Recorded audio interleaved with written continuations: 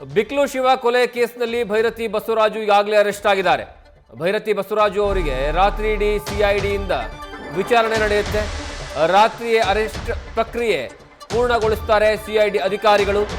ಬೆಳಿಗ್ಗೆ ಕೋರ್ಟ್ಗೆ ಭೈರತಿ ಅವರನ್ನು ಹಾಜರುಪಡಿಸುವಂತಹ ಅಧಿಕಾರಿಗಳು ಕೋರ್ಟ್ಗೆ ಹಾಜರುಪಡಿಸಿ ತಮ್ಮ ಕಸ್ಟಡಿಗೆ ಪಡೆಯುವಂತಹ ಸಾಧ್ಯತೆಗಳಿದ್ದಾವೆ. ಈಗಾಗಲೇ ಸಿಐಡಿ ತನ್ನ ವಶಕ್ಕೆ ಪಡ್ಕೊಂಡಿದೆ. ನಾಳೆ ಬೆಳಗ್ಗೆ 11 ಗಂಟೆಗೆ ಕೋರ್ಟ್ ಮುಂದೆ ಹಾಜರುಪಡಿಸಿ ತಮ್ಮ ವಶಕ್ಕೆ ಪಡ್ಕೊಳ್ತಾರೆ. ಆ ನಂತರ ವಿಚಾರಣೆಯನ್ನ ಕೈಗೊಳ್ಳುತ್ತಾರೆ.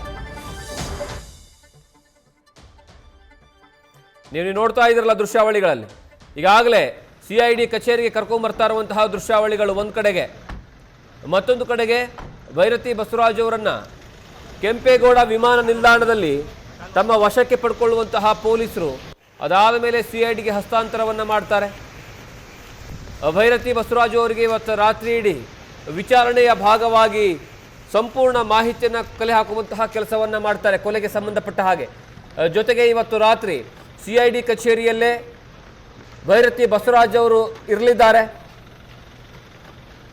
ಈ ಬಗ್ಗೆ ಹೆಚ್ಚಿನ ಮಾಹಿತಿ ನಮ್ಮ ಪ್ರತಿನಿಧಿ ಸಂದೇಶ್ ಕೊಡ್ತಾರೆ. ಸಂದೇಶ್, ಈಗಾಗಲೇ ಭೈರತಿ ಬಸವರಾಜ್ ಅವರನ್ನ ಸಿಐಡಿ ಕಚೇರಿಗೆ ಕರ್ಕೊಂಡ್ಬರಲಾಗಿದೆ, ವಿಚಾರಣೆ ಆರಂಭ ಆಗಿದೆ ಅನ್ನುವಂತಹ ವಿಚಾರ ಗೊತ್ತಾಗ್ತಾ ಇದೆ. ಏನೆಲ್ಲ ಇದೆ ಅಪ್ಡೇಟ್ಸ್?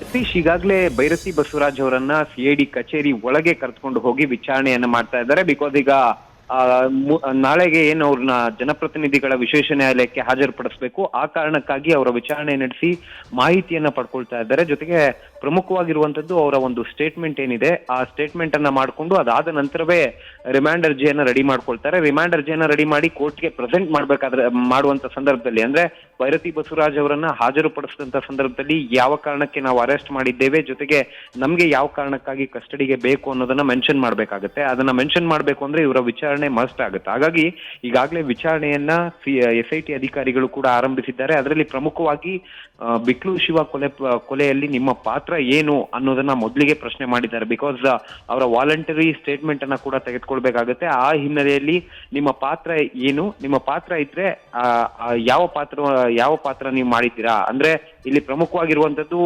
ಅಲ್ಲಿರುವಂತ ಆರೋಪಿಗಳ ಜೊತೆಯಲ್ಲಿ ನೀವು ಮಾತನಾಡಿದ್ದೀರಾ, ಹಾಗಾಗಿ ಯಾವ ಕಾರಣಕ್ಕಾಗಿ ಮಾತನಾಡಿದ್ರಿ ಅನ್ನೋ ಒಂದು ಪ್ರಶ್ನೆಯನ್ನ ಕೂಡ ಇಡ್ತಾರೆ. ಜೊತೆಗೆ ಈಗ ಅಲಿಯಾಸ್ ಜಗದೀಶ್ ಏನಿದ್ದಾನೆ, ಆತನ ಜೊತೆಯಲ್ಲೂ ಕೂಡ ಈಗಾಗಲೇ ಕಾನ್ವರ್ಸೇಷನ್ ಅನ್ನ ಮಾಡಿರೋದಕ್ಕೆ ಸಂಬಂಧಪಟ್ಟಂತೆ CDR ಡೀಟೇಲ್ಸ್ ಸಿಕ್ಕಿರೋದ್ರಿಂದ ಆ CDR ಡೀಟೇಲ್ಸ್ ಅನ್ನ ಇಟ್ಕೊಂಡು ಯಾವ ಕಾರಣಕ್ಕಾಗಿ ಕರೆ ಮಾಡಿದ್ರಿ ಅನ್ನೋದನ್ನು ಕೂಡ ಪ್ರಶ್ನೆ ಮಾಡಿದ್ದಾರೆ. ಜೊತೆಗೆ ಇಲ್ಲಿ ಆ ಸರ್ವೆ ನಂಬರ್ 212 ಏನಿತ್ತು, ಅಂದ್ರೆ ಬಿದರಳ್ಳಿ ಗ್ರಾಮ ಪಂಚಾಯತಿಗೆ ಸಂಬಂಧಪಟ್ಟಂತಹ ಸರ್ವೆ ನಂಬರ್ 212 ಏನಿತ್ತು, ಆ ಒಂದು ಜಾಗಕ್ಕೆ ಸಂಬಂಧಪಟ್ಟಂತೆ ಬಿಕ್ಲು ಶಿವ ಹಾಗೆ ಭೈರತಿ ಬಸವರಾಜ್ ಅವರಿಗೆ ಸಂಬಂಧಪಟ್ಟಂತಹ ಹುಡುಗರಿಗೆ, ಅಂದ್ರೆ ಬಿಕ್ಲು ಶಿವ ಮತ್ತೆ ಗ್ಯಾಂಗಿಗೆ ರೌಡಿ ಶೀಟರ್ ಬಿಕ್ಲು ಶಿವ ಅವರ ಗ್ಯಾಂಗಿಗೆ ಭೈರತಿ ಬಸವರಾಜ್ ಮತ್ತೆ ಅವರ ಗ್ಯಾಂಗ್ ಕೂಡ ಆವಾಜ್ ಹಾಕಿತ್ತು. ಜೊತೆಗೆ ಗಲಾಟೆಗಳು ಕೂಡ ಆಗಿದ್ವು ಅನ್ನೋ ಮಾತಿರೋದ್ರಿಂದ ಈಗ ಸದ್ಯ ಆ ಒಂದು ವಿಚಾರಕ್ಕೆ ಸಂಬಂಧಪಟ್ಟಂತೆ ಏನ್ ಹೇಳ್ತೀರಾ? ಈ ರೀತಿಯಲ್ಲಿ ಸಾಕಷ್ಟು ಪ್ರಶ್ನೆಗಳನ್ನ ಈಗಾಗಲೇ ಕೇಳಿ ಅವರಿಂದ ಮಾಹಿತಿಯನ್ನ ಅಥವಾ ಉತ್ತರವನ್ನ ಪಡೆಯುವಂತ ಕೆಲಸವನ್ನ ಕೂಡ ಈಗಾಗಲೇ ಮಾಡಲಾಗಿದೆ. ಹಾಗಾಗಿ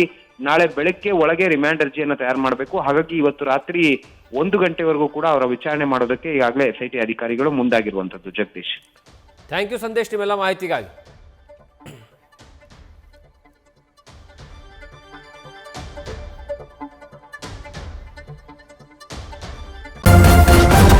ನ್ಯೂಸ್ ಫಸ್ಟ್, ನಿರ್ಭೀತಿಯಿಂದ ನಿಮ್ಮ ಪರವಾಗಿ.